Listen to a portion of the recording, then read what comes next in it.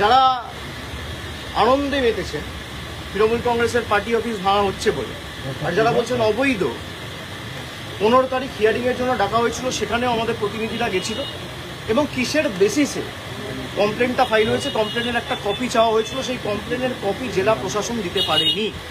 এই গত 15 তারিখের কথা বলছি, আজ থেকে 2 দিন আগে, আজকে 18 তারিখ। 2 দিনের মধ্যে একদম একতলা দুতলা বুলডোজার দিয়ে প্রায় ভেঙে গুড়িয়ে দেওয়া হয়েছে।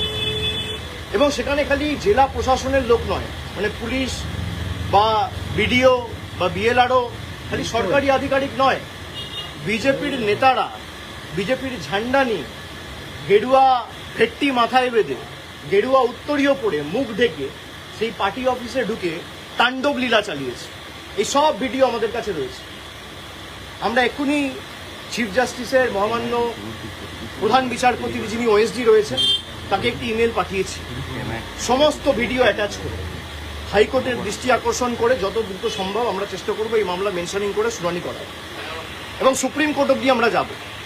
ভিডিওয় যাদের দেখা গেছে তারা কেউ কিন্তু বাঁচবেন না, আইনের হাত অনেক দূর।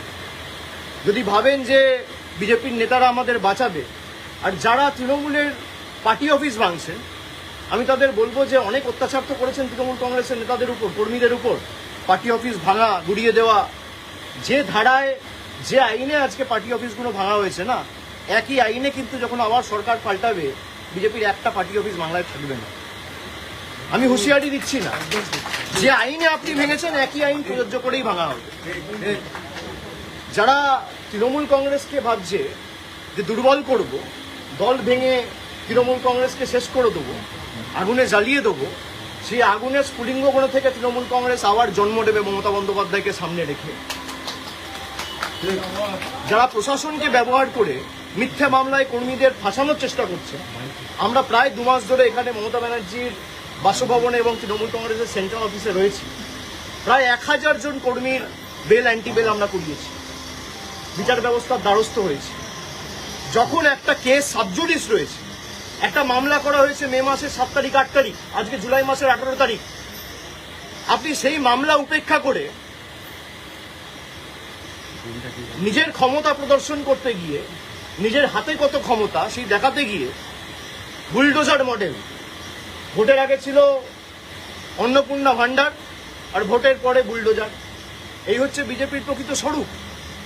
তো যারা ভাবছেন বুলডোজার চালিয়ে তৃণমূল কংগ্রেসকে ধমকে চমকে দমিয়ে রাখবো, তৃণমূল কংগ্রেস আরো শক্তিশালী হবে। আর আপনি বাড়ি ভাঙুন, পার্টি অফিস তো মন্দির আমাদের কাছে। যদি কেউ ভাবে পার্টি অফিস ভাঙে, যদি কোনো অবৈধভাবে সরকারি জায়গা দখল করে পার্টি অফিস কেউ করে, সে পার্টি অফিস আপনারা যথাযথ সরকারি ব্যবস্থা নিতে পারেন, আমার কিছু বলার নেই। কিন্তু এই জায়গাটা তো সরকারি নয়, কিনে অফিস বানানো হয়েছে, তার প্ল্যান রয়েছে, বৈধ নথি রয়েছে, সব হাইকোর্টে আমরা জমা দেবো। তারপরেও আপনারা ক্ষমতা দেখাতে গিয়ে যে পার্টি অফিস ভেঙেছে, প্রত্যেক ক্রিয়ার সমান এবং বিপরীত প্রতিক্রিয়া আছে, এটা বিজেপির নেতারা যেন ভুলে না যায়।